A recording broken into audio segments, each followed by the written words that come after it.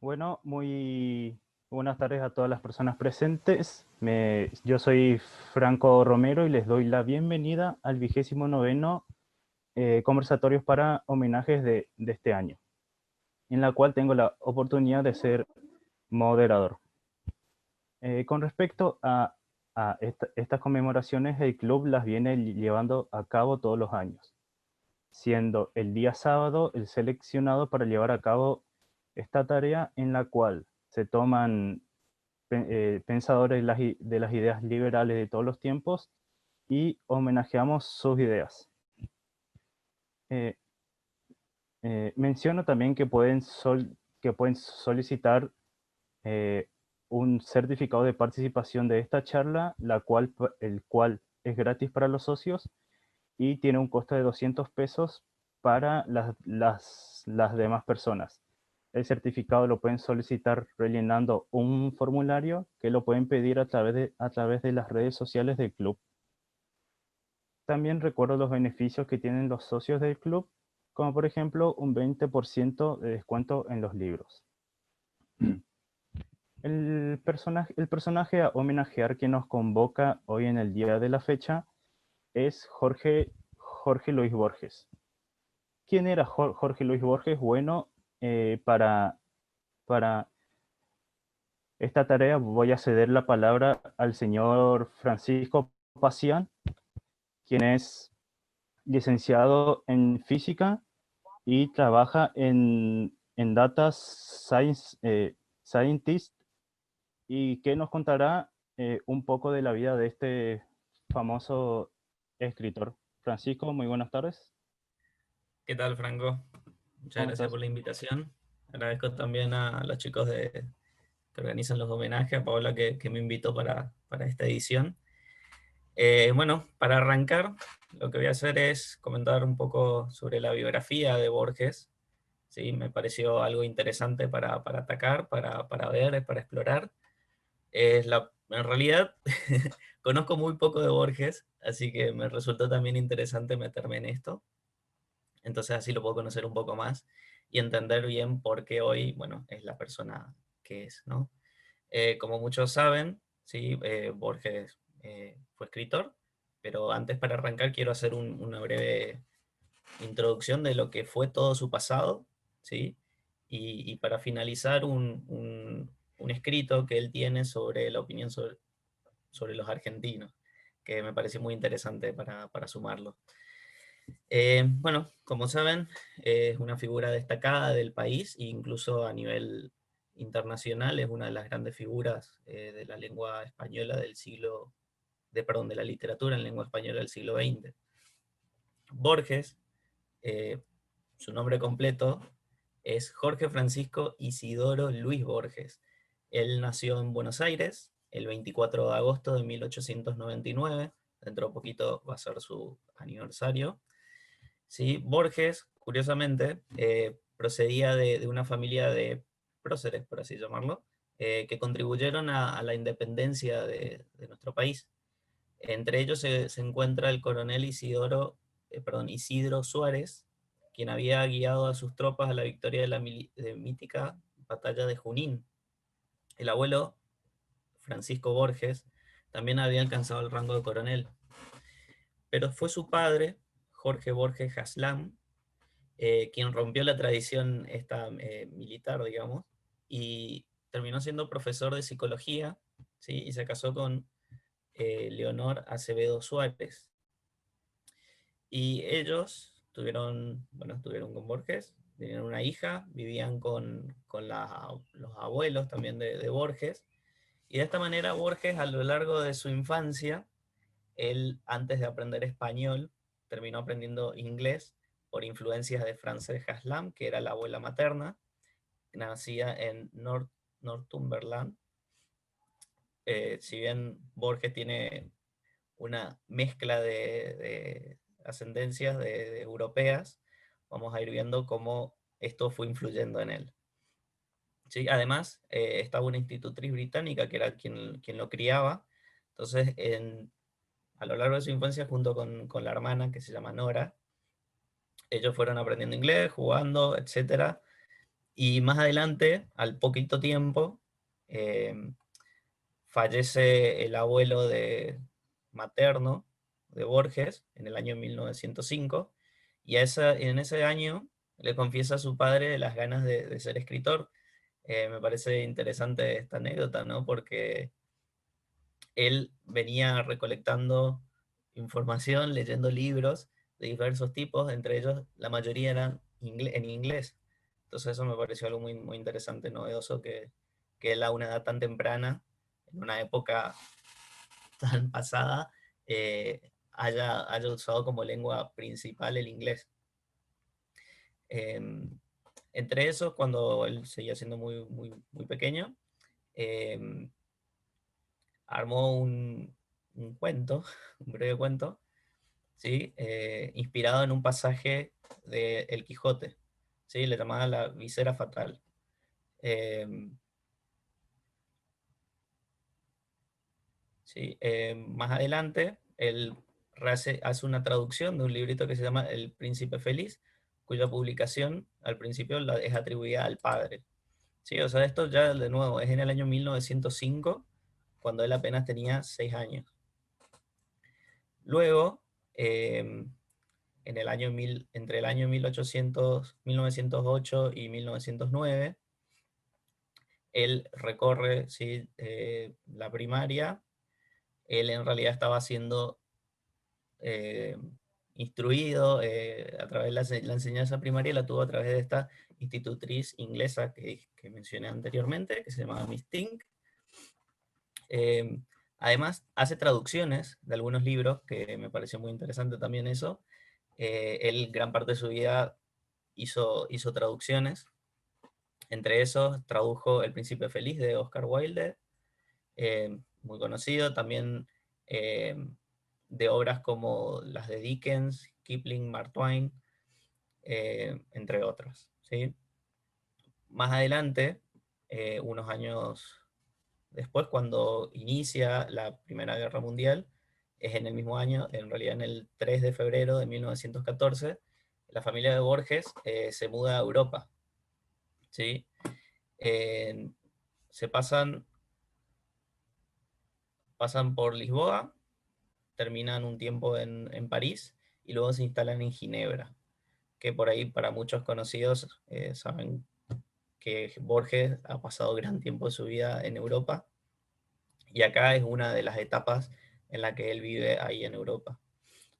Además, bueno, recorre durante sus años de juventud muchos lugares de Europa, entre ellos, bueno, recorre Italia, hace un curso, o sea, él estudió allá de bachillerato en el colegio que se llama Calvino, y además estudió latín y francés.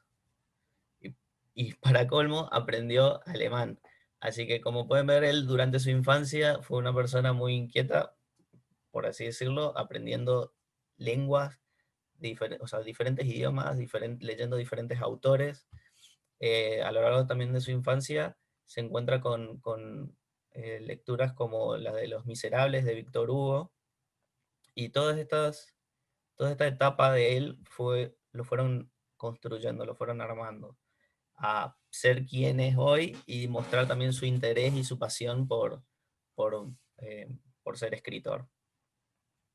Entre ellos también estaba el interés que tenía por Schopenhauer, por Nietzsche, por Chesterton, que han marcado una gran influencia en él, y a lo largo de sus escritos también eso se puede notar.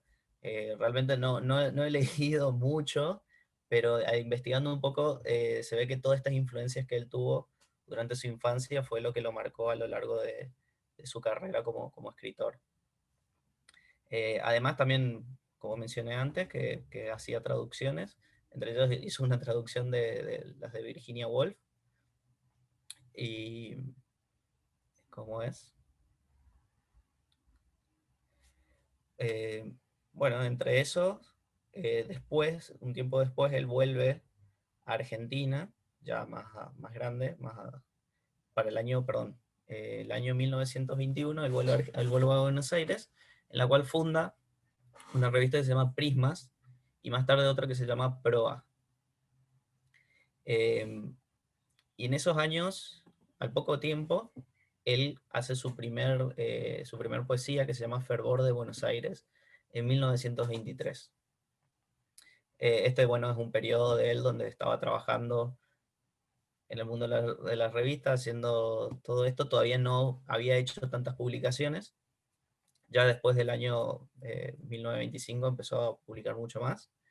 Y quiero marcar algunas cosas interesantes, no basarme tanto en lo que fue su escritura y en los libros que él ha escrito, sino más bien en lo que fue todo el tipo de influencia que él ha tenido a lo largo de su vida.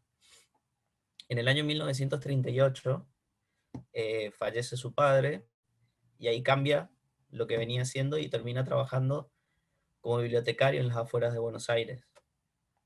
Ese mismo año sufre un accidente, por ahí muchos conocen su historia, otros no, pero yo la verdad desconocía esta parte.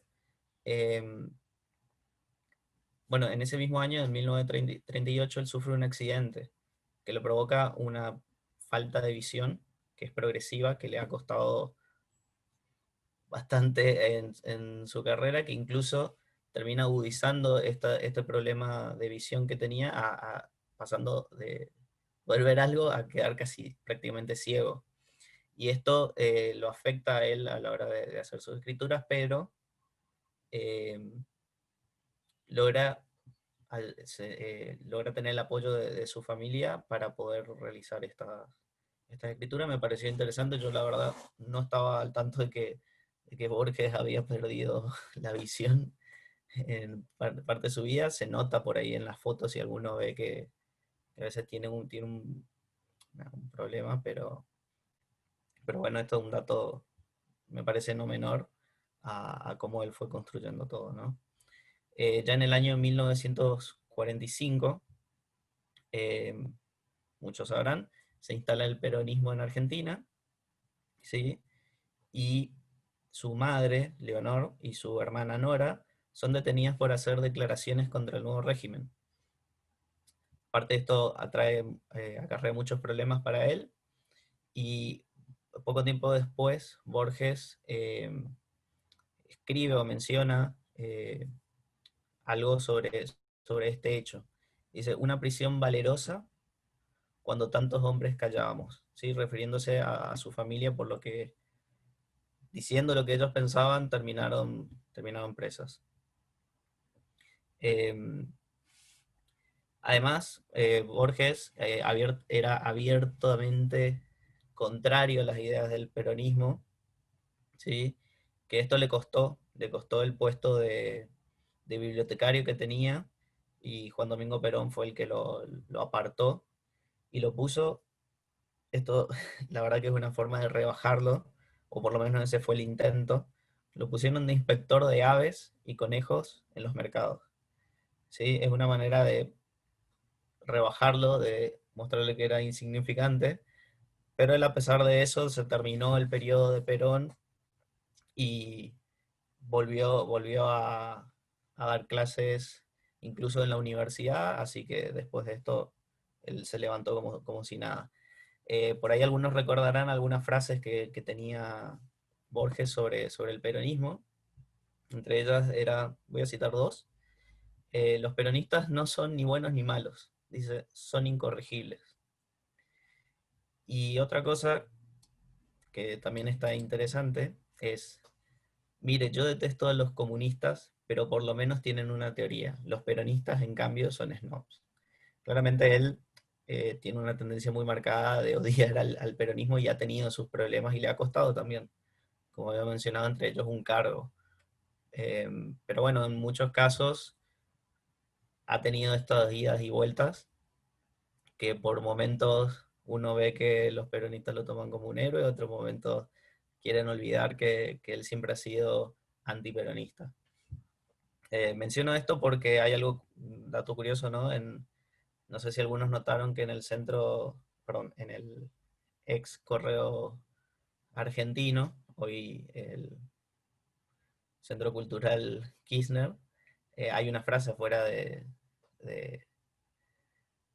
Jorge Luis Borges, eh, que bueno, me parece curioso que lo pongan ahí como referente. Y para ir finalizando, menciono brevemente que ya en la década del 80, en los primeros años, y en los últimos años también de su vida, él ha recibido muchos premios, sí, tanto en Argentina como en Europa, entre ellos uno destacable que era el Premio Nacional Cervantes. Y ya para el año 1986, el 14 de junio, Borges muere en Ginebra, ciudad en la cual lo unió un profundo amor. Eso lo agrego simplemente por lo que él vivió, por lo que él también había mencionado en sus escrituras y en sus dichos. Y hoy por hoy los restos descansan en el cementerio de Plain Palais. ¿Sí? Y para finalizar, y no sé si me queda algo de tiempo, quería mencionar esta nota que Borges hacía sobre los argentinos.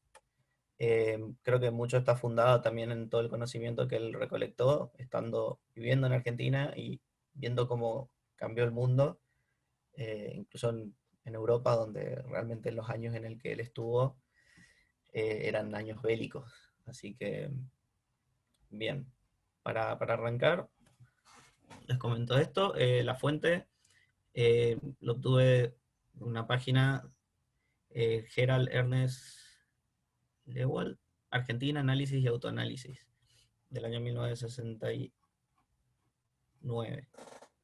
¿Sí? Bien. Esto es lo que dice Borges: la ciudad de referencia que nuestras escuelas dedican a la historia argentina ha servido para borrarla, o mejor dicho, para simplificarla y endurecerla curiosamente.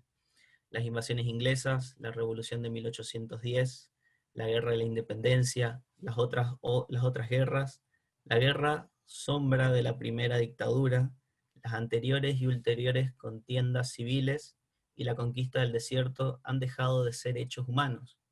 Son las bolillas de un programa o los capítulos de un libro de texto. Los días han decaído en aniversarios o en sesquicentenarios. Los hombres que vivieron en próceres, los próceres en calles y en mármoles. Nuestra historia es un frígido museo. No la sentimos o la sentimos de manera elegíaca. Una de las razones es el hecho de que somos otros. Aquel tiempo arriesgado y azaroso ya no es el nuestro. Algo silenciosamente se ha roto.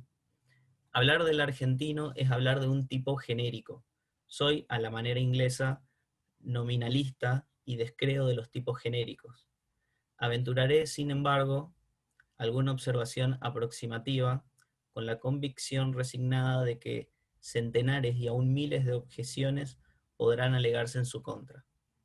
A partir de los actos que dieron el gobierno a los radicales, es decir, a la mayoría, es notoria la declinación gradual del país.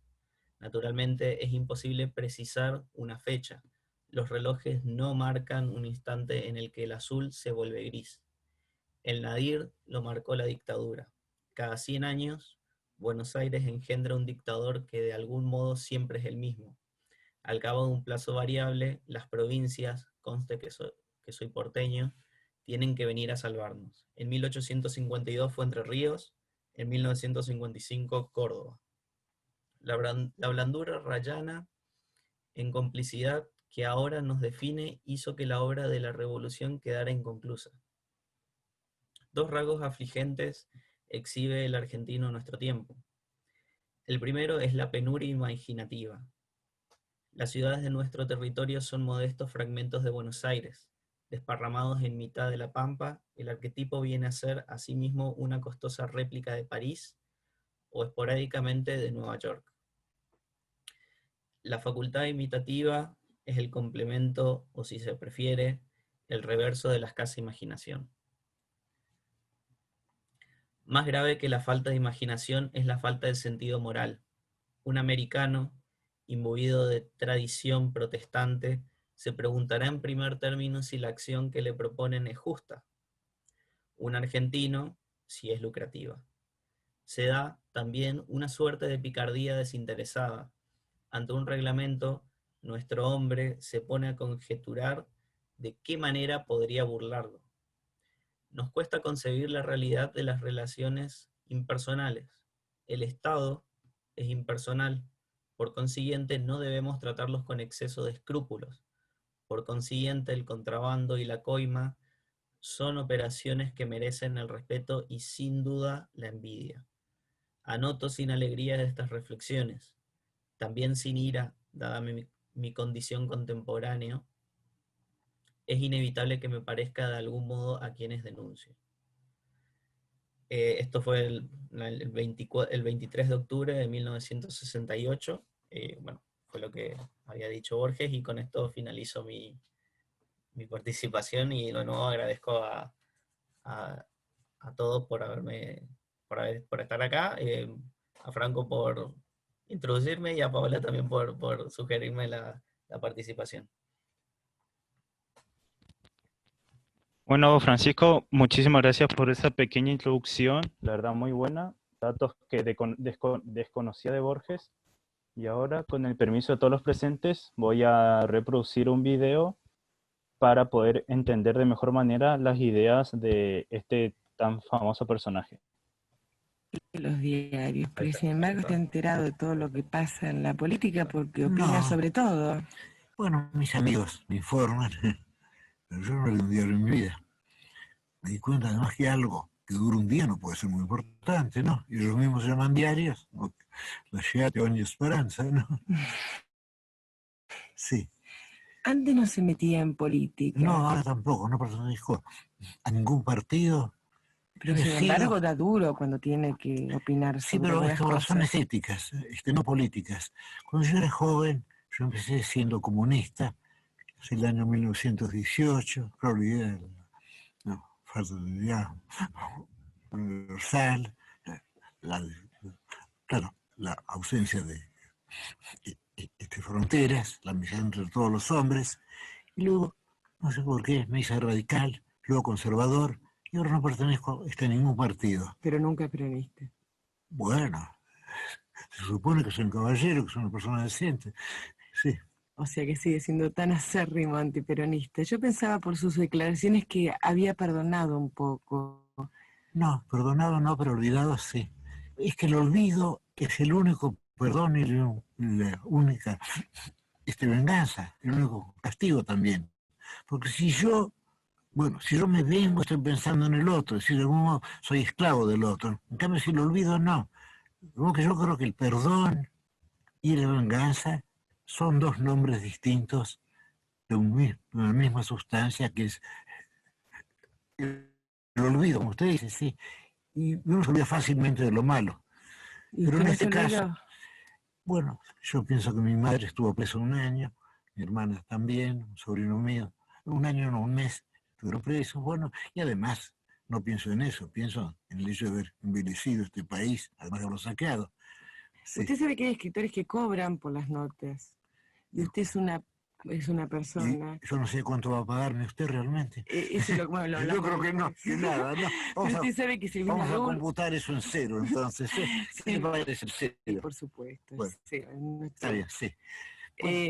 Silvina Bullrich cobra en dólares. Y bueno, pero Silvina Bullrich es una mujer rica y yo soy un hombre pobre. Qué raro, las personas ricas suelen ser codiciosas y suelen ser avaras también. Los pobres no. Los pobres son generosos fácilmente. La gente pobre es muy generosa. La gente rica no.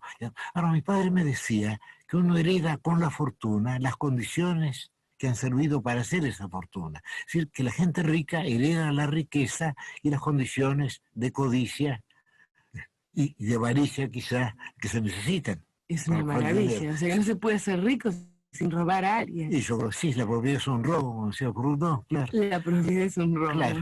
Y la prueba está que usted y yo, que no somos quizá indios querandíes ni indios charrúas, estamos aquí, sin ningún derecho, desde luego. A cuatro manos. Estamos aquí a cuatro manos. Y a cero, como me dijo recién. Muy bien.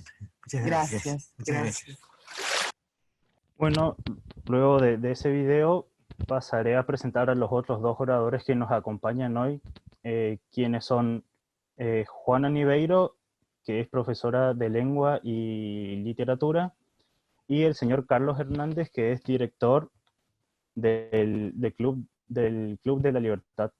Les recuerdo a los oradores que el tiempo estimado que tienen para explayar sus ideas son de 15 minutos, a los cuales se les puede agregar 5 más para que puedan cerrar sus ideas. Dicho esto, le cedo la palabra a la señorita Juana Niveiro. Buenas tardes, ¿cómo están? Bien. Como vieron, Francisco ya hizo un adelanto de la biografía de Jorge Luis Borges. Y yo elegí centrarme en el trabajo de Borges literario como un trabajo de intertextualidad y luego finalizar con una aproximación a sus pensamientos políticos. Bien. Voy a iniciar con un escrito de él, del prólogo, tanto de sus primeros escritos como de los últimos, en los que habla de su trabajo literario como el irresponsable juego de un niño tímido que no se animó a escribir cuentos, sino que se distrajo en tergiversar y falsear historias ajenas.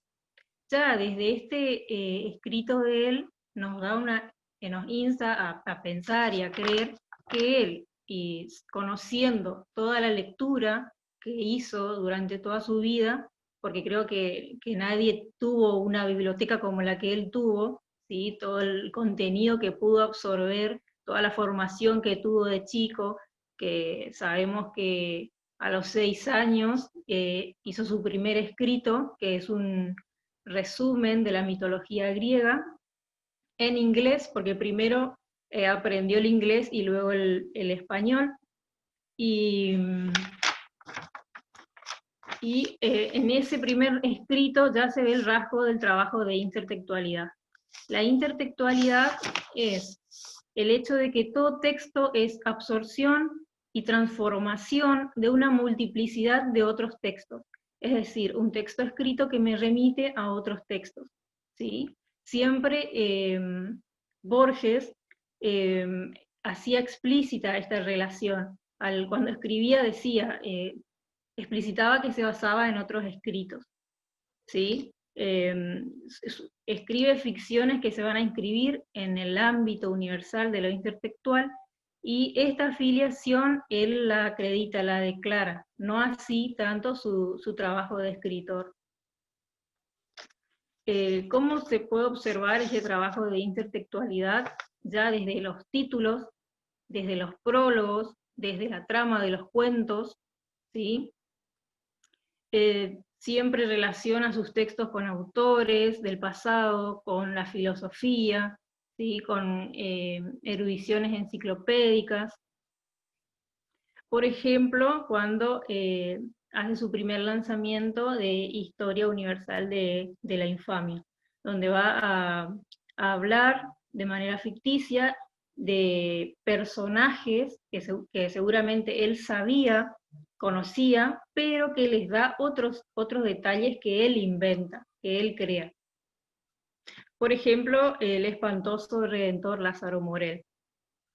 Esta historia universal de la infamia va a estar basada en diversas fuentes. Por ejemplo, va a usar escritos de Mark Twain, la Enciclopedia Británica, historia de un pirata, de un gángster, como es fragmentos de Las Mil y Una Noches, del Conde Lucanor, entre otros. El procedimiento que él va a utilizar para unificar estas fuentes va a ser uno que él toma de Marcel Job, que es construir biografías imaginarias. Pero Borges lo va a hacer a la inversa. Del hecho de conocer personajes históricos o de hechos históricos, él va a reinventar estos hechos o le va a agregar detalles a la vida de estos personajes históricos. Por ejemplo, en biografía de Isidoro Tadeo Cruz, que es un personaje principal de Martín Fierro, él va a retomar el personaje, pero va a escribir una historia que no está en Martín Fierro, es decir, va a ser una reescritura. Y así hay muchos otros cuentos que trabajan este procedimiento que usa Borges de reinventar, de reescribir. Entonces, al reconocimiento de un saber universal que determina una ficción, a su vez, Borges va a agregar un acervo popular, es decir, va a tomar de esta literatura universal un agregado de la literatura popular. ¿Por qué? Porque su deseo era acercar la literatura a todos, para todos.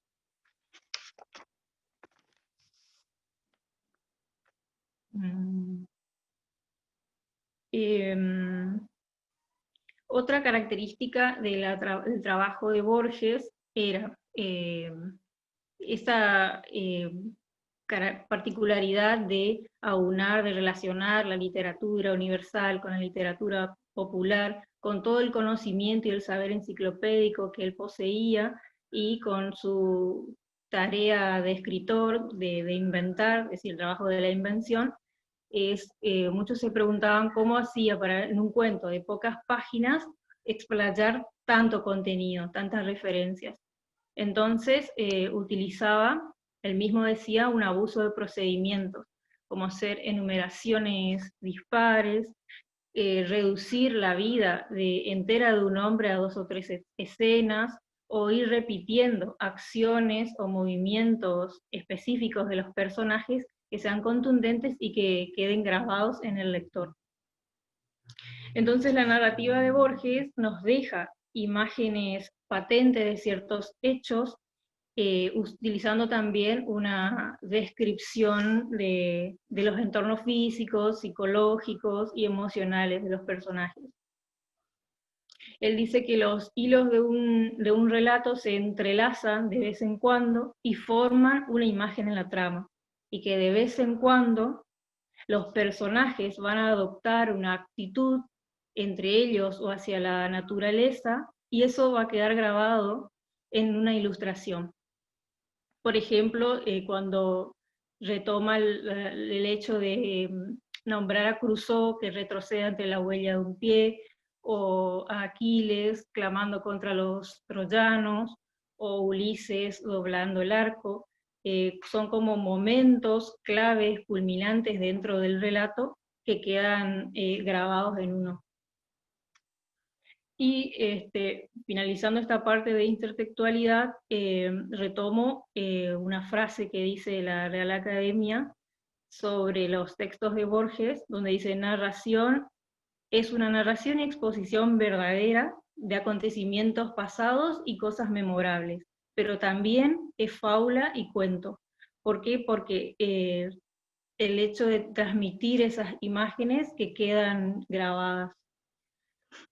Y por último, era la relación de todo lo que Borges leyó, y no solamente era literatura, era filosofía, sino también política. Como estoy en un entorno de un club de la libertad, que creo que son correligionarios, y bueno, yo sinceramente no sé tanto del tema, pero bueno, quería leer y contar qué decía Borges al respecto.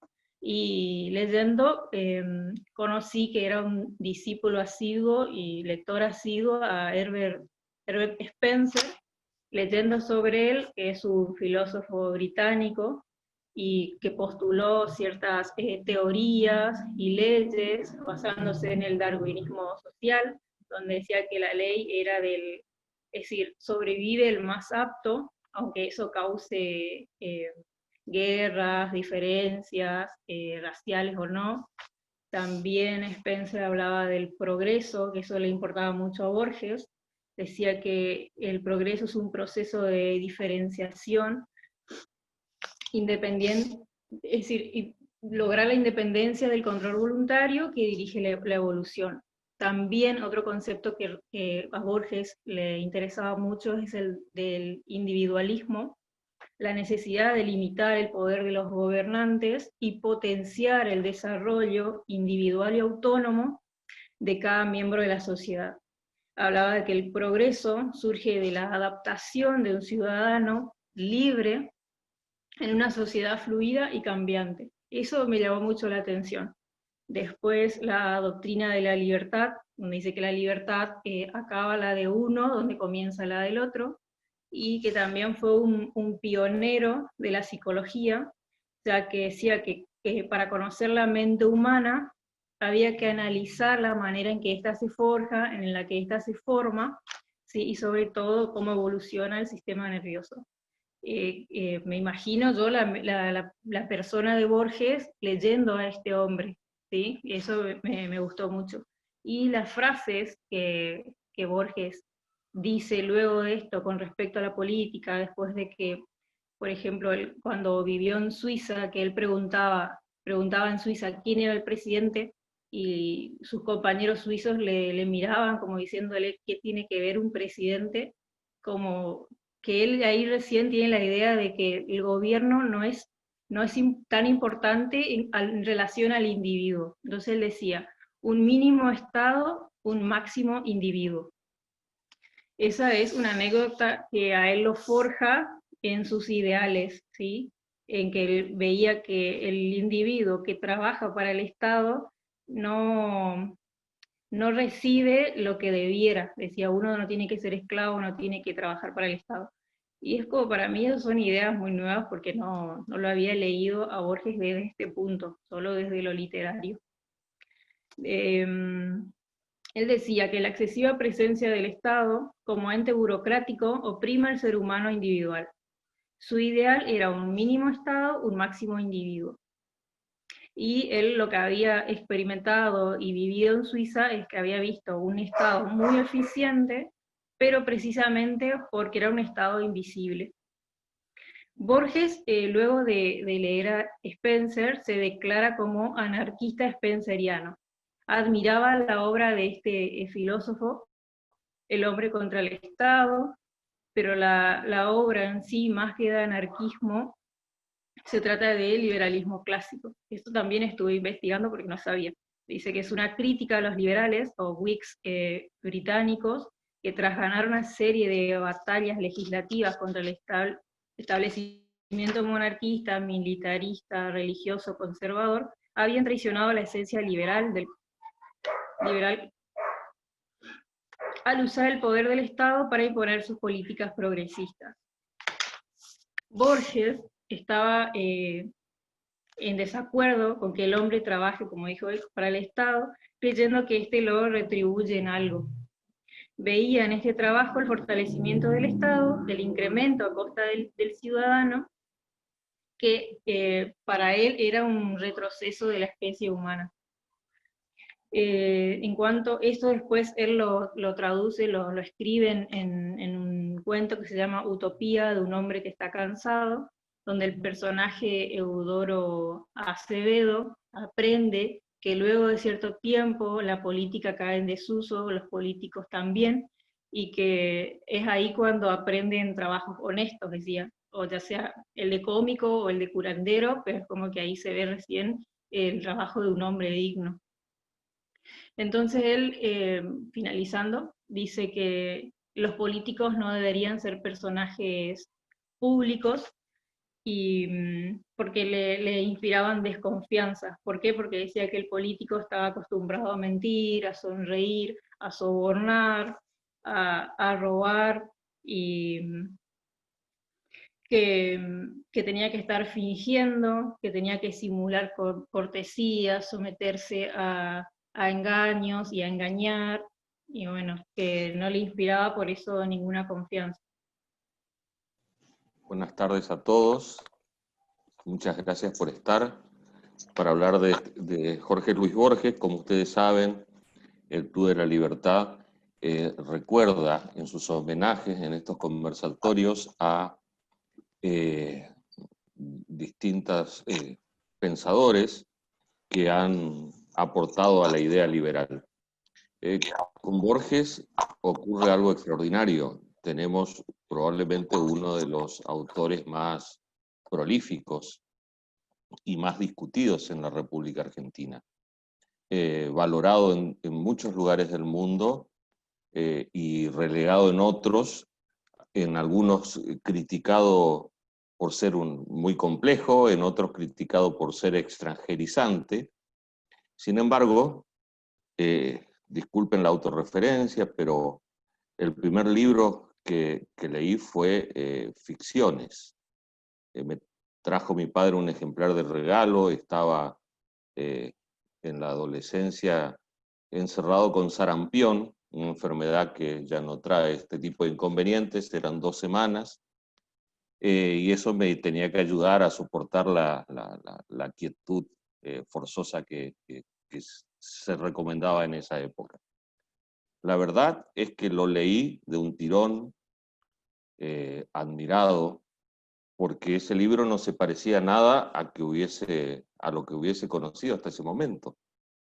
Y detrás de esos relatos estaba una mente realmente original que me desconcertó, que me hizo pensar.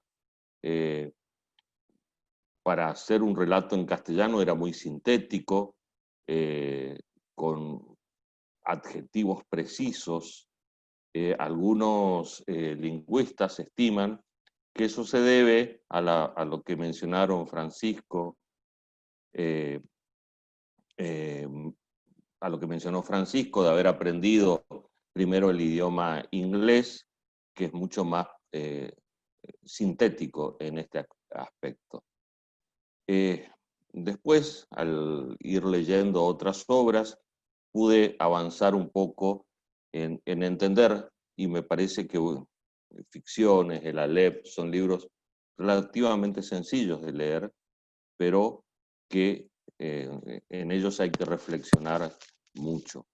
Hablar de Borges nos va a obligar a cortar muchos pedazos de su vida, a contarles algunas cosas, con la esperanza de que aquellos que hasta ahora lo leían en forma esporádica, lo hagan con mayor pasión.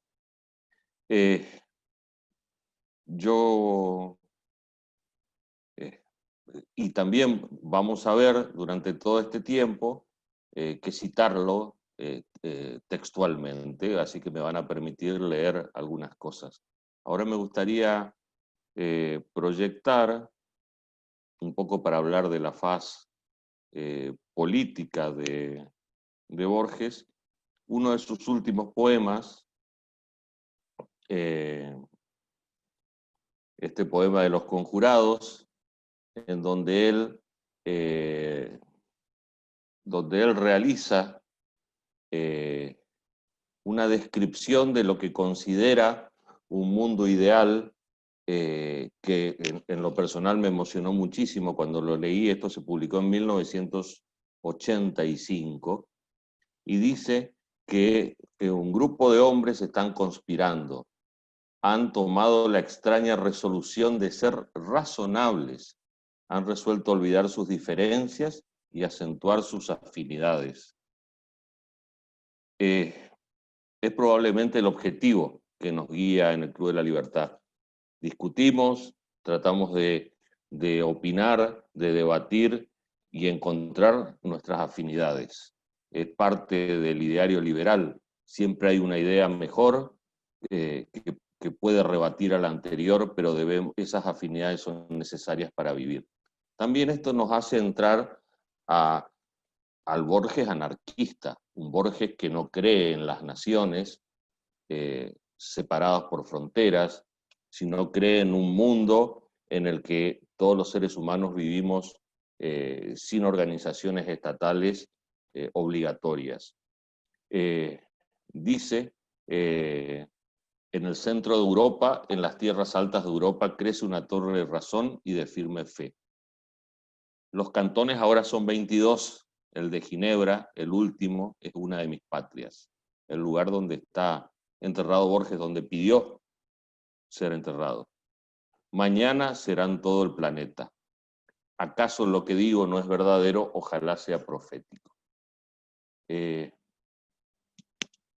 Realmente conmovedor lo que plantea Borges en este poema, y que creo que es esclarecedor de lo que él piensa. ¿Y por qué Borges tenía esta formación anarquista? Cuando le preguntaban, él decía que se consideraba un anarquista spenceriano, y nunca dejaba de referenciarlo cuando alguien le preguntaba por su opinión política. En algún momento dijo, bueno, si hablamos en serio, yo me defino como un anarquista seguidor de Spencer, de los que admiran a un máximo de individuo y a un mínimo de Estado. Y siempre recordaba a su padre en esta circunstancia, don Jorge Borges. Recomendó la lectura de Spencer siempre a su hijo. Le dijo en algún momento que caminando justamente por la ciudad de Ginebra, una tarde muy tormentosa, habían banderas desplegadas por el viento y había un sacerdote caminando delante de ellos. Y le dijo, hijo, registra este momento. Esas banderas que flamean, que podrían representar a países, o ese cura que atraviesa la calle que podría representar a todas las religiones, seguramente cuando tengas mi edad no existirán más. A la larga, Spencer va a tener razón. Esto hizo que en algún momento incluso, tanto el padre como de Borges como él mismo, vieran en las revoluciones que existieran en el mundo una forma de llegar a la libertad, incluida la Revolución Rusa. Entonces, el libro Los Salmos Rojos, que escribió, probablemente tenga esa inspiración del avance de Stalin en la Rusia, dejando atrás, así pensaba Borges en ese momento, la dictadura de los zares, sin saber que daría lugar a una dictadura mucho más asesina que la dictadura de los zares. Borges nunca se apartó de esta posición política. Siempre, como les dije, reiteraba esto, lo cual le costó en su momento, como se mencionó antes, le costó cuando trabajaba en la Biblioteca Nacional y llegó el peronismo, sus opiniones y las opiniones de su familia hicieron que el peronismo lo designara inspector de aves en el Mercado Central. Es decir, nos animaban a echarlo, nos animaban a dejarlo cesante, pero el castigo era dejarlo en una tarea que ya para el muy conocido Jorge Luis Borges como escritor era realmente triste.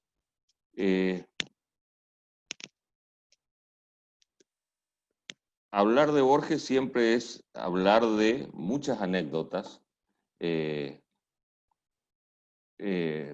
recuerda que cuando se incendiaron las iglesias en 1955 por parte del peronismo, las recorría, compartía la indignación y la tristeza que significaba esas imágenes tan espeluznantes para un hombre civilizado. Recorría, y esto cuenta Alicia Jurado, recorría con ella estos distintos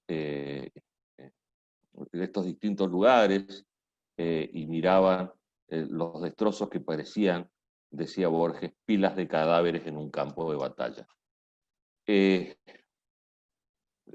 Recuerda Alicia Jurado en su libro sobre Jorge Luis Borges que en un rincón oscuro de una iglesia en el barrio del Sur vio una imagen de Santa Teresa de Ávila sosteniendo un libro en el brazo mutilado. Y llevaba unas palabras escritas, tenía un poema que era de Santa Teresa, que si ustedes me permiten lo voy a leer. Nada te turbe, nada te espante, todo se acaba. Dios no se muda, la paciencia todo lo alcanza. Quien a Dios tiene, nada le falta, solo Dios basta. Dice Borges que si él hubiera sido proclive a creer en los símbolos y en la magia, habría tomado aquel poema como un signo de lo que estaba pasando, de lo que había que hacer, pero él no creía en la magia, pero a pesar de eso reconocía que lo había conmovido.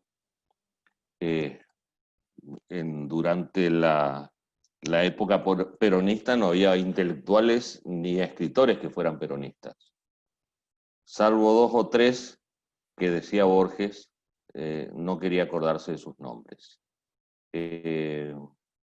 La sociedad de escritores en la que Borges estaba presidiendo era un baluarte y amenazaban continuamente con cerrarla. La universidad también fue otro foco de resistencia. Había un gran apoyo de estudiantes y profesores a Borges. Por supuesto, como ustedes saben, Borges no se avino a inspeccionar los pollos y renunció al puesto municipal que tenía. Y comenzó a ganarse la vida dando clases en el Colegio Libre de Estudios Superiores y en la Asociación Cultural Inglesa, que le costaba mucho porque él era muy tímido y cada conferencia le costaba muchísimo, cada charla, cada clase le costaba muchísimo.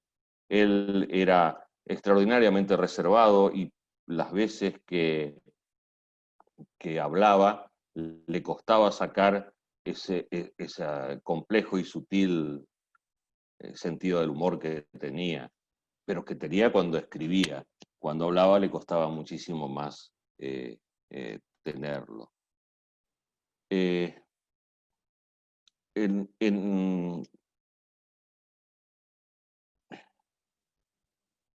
Volviendo a Los Conjurados, mañana, decía Borges, serán todo el planeta.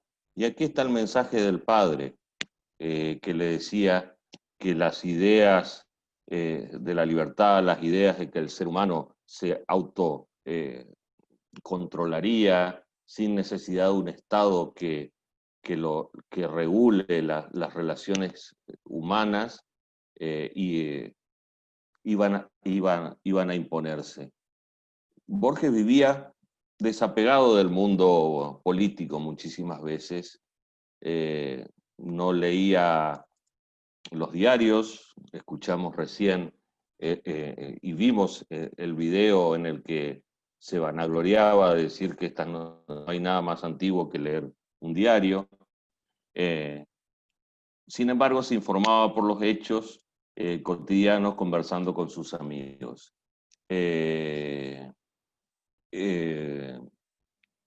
Cuentan sus amigos que cuando obtuvo el premio Cervantes en 1980, que es el premio Nobel de Literatura a las lenguas hispánicas, recibió entre eso una felicitación firmado por el rey Juan Carlos y por Sofía, la reina. Y preguntó a sus amigos quién podría ser ese señor Sofía que le había escrito, hasta que alguien le explicó que eran los reyes de España. Cuando le preguntó un periodista en algún momento por un jugador de fútbol, le recontestó, mejor dicho, ¿cómo voy a saberlo si nadie me habla de futbolistas a mí? Y era absolutamente verdad, sus amigos no le hablaban de futbolistas y él no estaba interesado en el mundo exterior.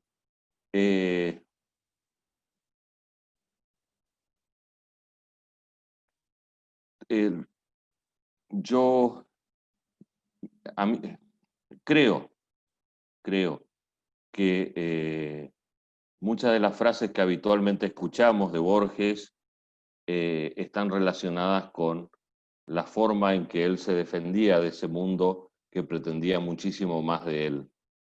Por eso es que siempre decía que se vanagloriaba de los textos que había leído, de los libros que había leído, y no de los que había escrito.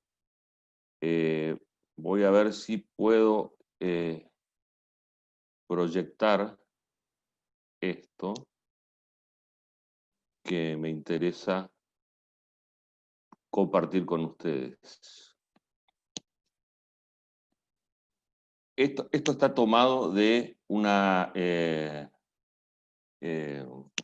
de un sitio de Twitter que tenemos con grupos de amigos que escribimos cosas sobre Jorge Luis Borges casi a diario, @Borges Jorge L, y dice: ese tumulto silencioso duerme en el ámbito de uno de los libros, del tranquilo anaquel, duerme y espera. Y con esto quiero finalizar. Hay un libro, un tumulto en un libro, en un tranquilo anaquel, esperando que ustedes se acerquen y que lean al azar algún cuento de Borges, que lean algún poema de Borges, que aprovechen este homenaje para recordarles esas cosas de Borges que les gustaría releer. Muchas gracias a todos por su atención. Muchas gracias, Carlos, a vos por esas últimas palabras de invitar a la lectura, que la verdad nunca están de más. Y bueno, el club les agradece y reconoce su tiempo, reconoce el tiempo y esfuerzo de Francisco, Juana y del señor Carlos para llevar a cabo este homenaje. La verdad, muy buenas ideas expuestas, muy bien explicada la vida de Borges. Bueno, ahora voy a abrir el conversatorio. Recuerden que para poder participar del conversatorio deben levantar la mano para pedir la palabra y esperar su turno. Dicho esto, abro el conversatorio. Bueno, ¿alguien más tiene alguna pregunta? No, sí, más primero felicitar a todos. La verdad que muy interesante el homenaje. Hoy recordábamos en una reunión de directorio que esta es la cuarta oportunidad que tenemos de hacer un homenaje a Borges en el Club de la Libertad. Y eso obviamente no es fácil sin repetirse, ¿no? Y la verdad que lo de hoy de ustedes ha sido en ese sentido fabuloso, porque han aportado cosas nuevas. Y simplemente como un dato de color, y agregándome a lo de Carlos, quería compartir una vieja anécdota que le atribuyen a Borges, aunque dicen que está escrito eso, en la que Borges, en esa posición medio escéptica que tenía respecto de la política, se toma la decisión de afiliarse al Partido Conservador. Y en esa anécdota, la reflexión, le preguntaban por qué se quería afiliar al Partido Conservador, y él decía que es de caballeros apoyar causas perdidas, y que esa fue razón suficiente para que le aceptaran la afiliación, porque le decían, si hay una causa perdida es la nuestra, así que está bienvenido, ¿no? Así que me pareció interesante la anécdota, porque en realidad él se describía como un escéptico y entendía que esa posición conservadora de la época era el mejor punto intermedio entre el fascismo y el comunismo. Era una especie de lugar donde estaba equidistante de ambos espacios. Simplemente ese era el aporte, para aportar una anécdota de las cientos que se le ha escuchado sobre él, algunas reales, otras atribuidas, pero todas simpáticas, ¿no? Eso no. Sí, él se afilia al Partido Conservador como una broma que hace a sus amigos y para desconcertar a sus adversarios. El sentido del humor que tenía era un mecanismo de defensa frente a los ataques constantes que recibía. Fíjense que probablemente no hay premio Nobel de literatura que no destaque la labor de Borges, sobre todo en poesía. Y sin embargo la Academia Sueca nunca reconoció su obra y reconoció a otros autores que en ese momento tenían mucho menos impacto que el que tenía la poesía de Borges, con seguridad. Probablemente porque tenían miedo del discurso de aceptación de Borges, en el que con su escepticismo diga que él no cree en los premios o en alguna cosa así que hubiera dejado a la Academia desconcertada. Bueno, si ya nadie más tiene alguna duda o algo para preguntar a los disertantes, vamos cerrando entonces otro ciclo de charlas para homenajes. La verdad, muy bueno, muy buena expuesta las ideas. Ahí tenemos otro pedido de la palabra. Bueno, Enrique, disculpe, le cedo la palabra. Gracias. No hay nada que disculpar. Borges planteaba el tema, es para hacer un pequeño aporte nada más. Borges planteaba el tema de que él era un anarquista pacífico, porque hay que contextualizar en qué época él vivía. Anarquismo a fines del siglo XIX y principios del XX era sinónimo de violencia.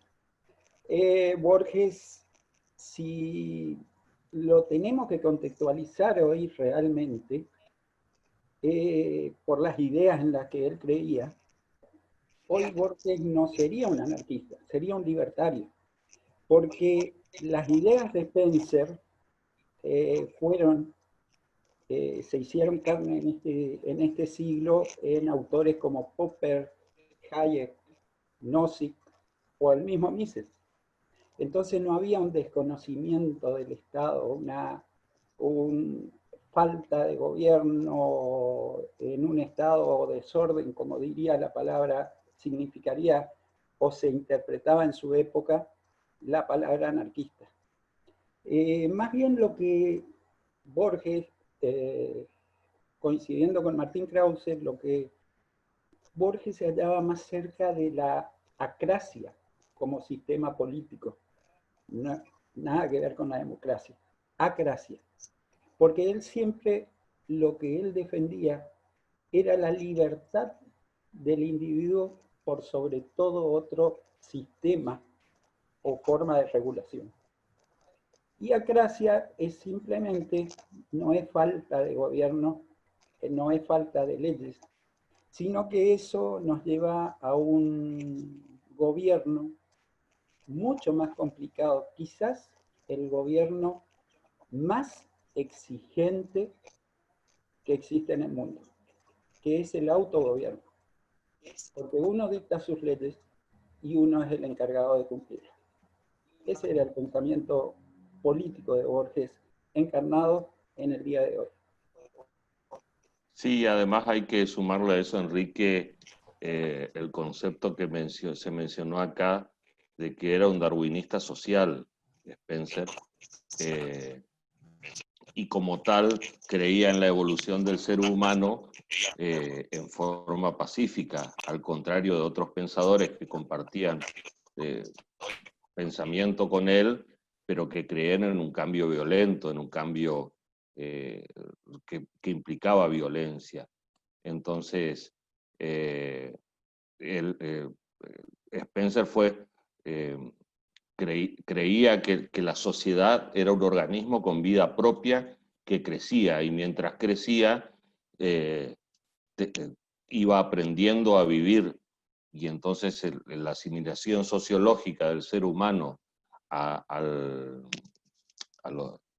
del cuerpo del ser humano al planeta hacía que pensar de que la posición política que sostenía, la acracia que mencionás, llegaría como conclusión necesaria a que sobreviven los mejores sistemas y mueren aquellos. Acá tenemos otra persona que levantó la mano. Le cedo la palabra a esa persona si quiere preguntar algo. Bueno, creo que soy yo la persona. Simplemente dos cosas. Una, felicitarlo por esta magnífica reunión. Y lo segundo es contarles cómo se procede para el otorgamiento del premio Nobel. Normalmente, el que va a ser premiado se le avisa días antes que lo van a premiar y que acepte el premio. Y cuenta Kodama, así ocurrió por ejemplo con Vargas Llosa, pero cuenta Kodama que lo llamaron a Borges para otorgarle el premio Nobel y le impusieron una condición, que era no viajar a Chile, donde también iba a recibir un reconocimiento. Y dado eso, cuenta Kodama, Borges viajó a Chile, no aceptó la condición y no le dieron el Nobel. Algo muy interesante acerca de la integridad de él, ¿no? Era eso solamente. Gracias, Dani. Directamente desde Mendoza, Así es. nos has ilustrado. Un abrazo a la distancia. Abrazo. Lo vamos a tener como orador a Daniel Pereira dentro de un par de semanas con Alberdi, así que recomendación expresa para que estemos dentro de 2 sábados para escuchar las anécdotas de Juan Bautista Alberdi, de una de las personas que en la Argentina debe tener más conocimiento de este hombre. Un honor para el club contar con él en los próximos días. Para mí va a ser un honor.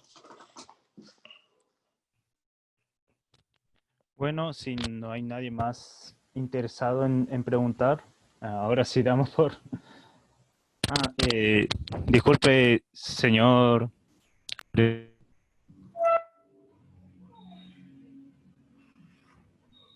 Hola. Hola, sí, ¿se lo escucha bien? ¿Se me escucha?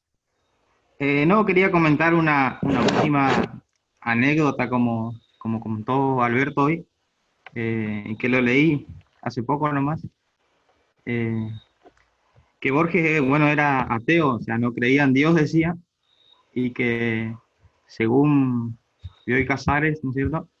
No sé si se puede comprobar esto, murió rezando el Padre Nuestro en el anglosajón. Sí. Eso nomás era como una controversia ahí, sería como algo incomprobable, pero era algo para comentar simplemente. Gracias, Ariel. Claro, según su...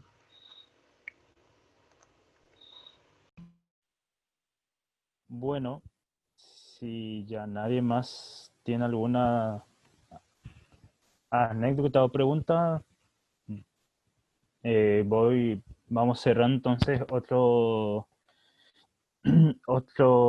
otra charla, y como ya